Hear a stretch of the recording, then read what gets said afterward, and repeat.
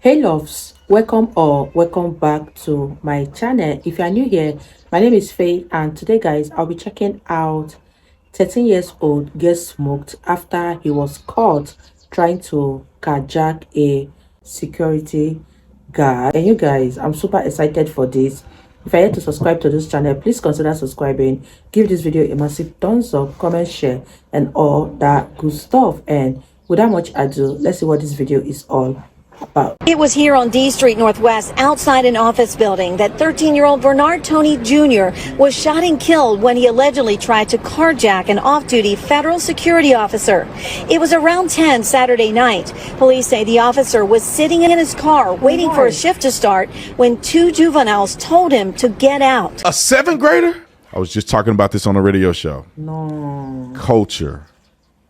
This gangster, thuggish, fatherless home culture that many people in the community have adopted is incredibly dangerous, and it leads to complete chaos and communic failure. I don't even know if that's a word, but it sounded good when I said it. All you gotta do is look at this headline. Shout out to the Right Wing Angel. Y'all need to go follow him on social media. We'll put his links in the bio or the description section. Let's look at this headline.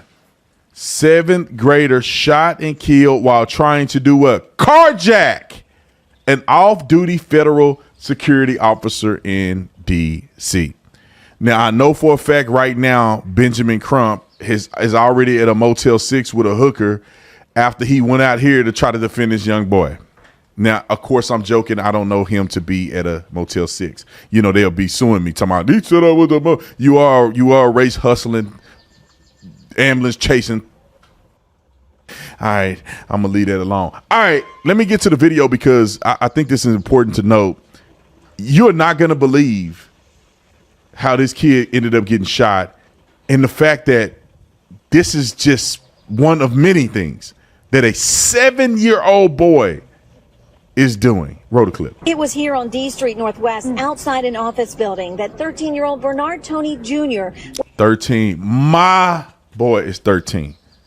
My son is 13.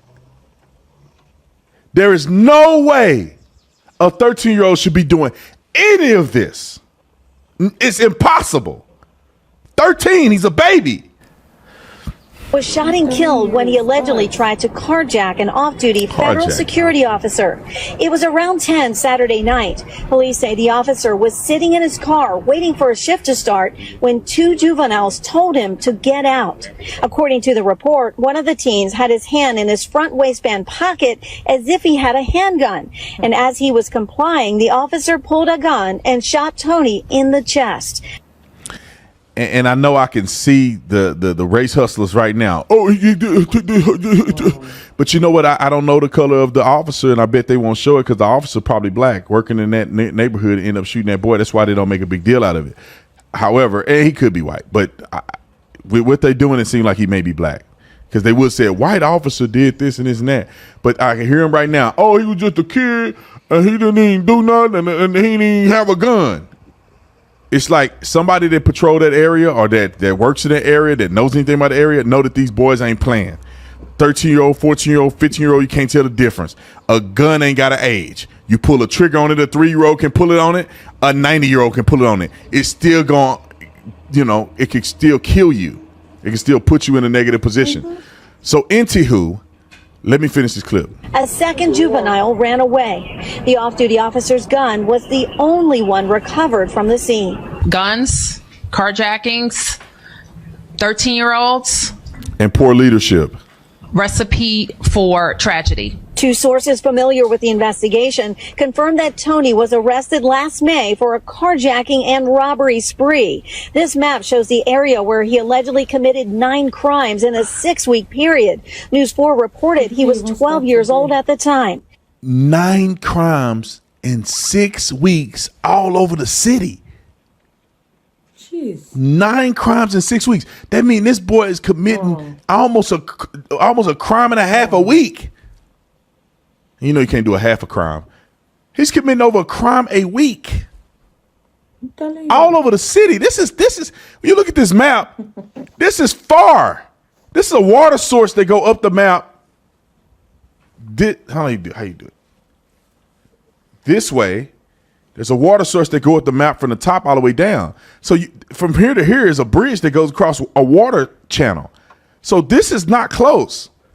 All this is far. It's almost like you need to drive a car. How in the flying flip does a boy that young get hit for armed carjacking? Look, y'all can't read it because the fun is little.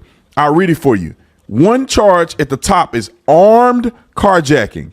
Second one, armed carjacking. Third, all of them are armed carjacking except one is an assault. Armed carjacking, 8 out of 9 crimes, and the other one was a assault. Wow. And the boy ain't in jail, he ain't in juvie, they ain't doing nothing. It's unclear what happened with those cases and why Tony was back on the street. In a one-on-one interview, Chief Pamela Smith told News 4 she wanted to be sensitive to the teen's parents and classmates. He was known to the Metropolitan Police Department, and it's just unfortunate that this particular incident happened on Saturday night. Tony was a 7th grader at Kelly Miller Middle School in Northeast D.C. We could see police presence at the school today. Counseling services were also being offered to students. The school principal sent a letter to parents saying Tony was a smart and talented student. He had a natural comedic ability and loved to make people laugh, especially when he would joke that he was the principal of Kelly Miller Middle. All right. I hate to say this, but like, they feel the need to embellish things. The kid was probably a horrible student. How do you commit 9 armed robberies and an assault in 6 weeks, or 8 armed robberies and an assault in 6 weeks, and you're somehow an upstanding citizen that everybody think is funny and he has a comedic relief? When he said he's the president or principal of the school, he probably meant it. I run the school. I wish that they would show his record. There's no way he outside of school cutting up and he in school being a good kid. Like don't say nothing about the kid if you gotta lie. I just don't believe that this kid. I knew dudes when I was in school that was bad. They were bad in the street and they were bad at school. They were getting suspended, getting into fights, arguing with the teachers, leaving class, coming to class whenever they want, leaving whenever they want, never not coming to school for a week, coming to school, smell like weed, shooting dice in the bathroom. It ain't like the kid is an upstanding citizen. He's just doing this thing and he carjacking people at gunpoint throughout the week. Just stop lying on these kids, because what it does is it fuels children behaving like this. It's like, tell the truth. He was a problem kid. He got in trouble every day. His father wasn't there. He really needed help. He didn't get the help he deserved. Unfortunately, he grew up in a bad household. He cussed at the teachers. He spit on the teachers. He got in fights every day. Tell the truth. I bet the kid had those problems. Maybe he didn't. But I have never seen a kid do stuff like this and not have these problems. What is the sum of all these things that you're talking about, Brandon? Degenerate culture, fatherless homes. And fatherless don't mean that a man ain't there. It means that a man is not either present, or the man that's present is not being a father. A father ain't hanging out with your boy watching pornography and smoking weed with your boy. Yeah. That's not being a father. Telling them what girls he need to hook up with and trying to encourage him to do degenerate things. That's not being a father. You can be present, but you're not there. I want people to understand that. When I say fatherless homes, majority of the time I'm saying that there's no father in the home. There's no father in that kid's life. Fatherless homes ain't just whether you in the home or not. Fatherless homes, in my interpretation of how I look at it, is the father a part of his life. And these young thugs and these young murderers are being raised by single moms. And I don't understand how we don't see that as a problem. If they were raised by good fathers, I guarantee they wouldn't do it, especially not the boys. Single mothers are a problem too. And I'm not saying the ones who are doing everything right and you're going to heaven, don't worry about it, you perfect. I'm not talking about the ones that are doing it right. I'm not talking about the ones where they got to do what they got to do because baby daddy ain't around no more. I'm talking about the ones where they just sleeping with whoever. They neglecting their kids.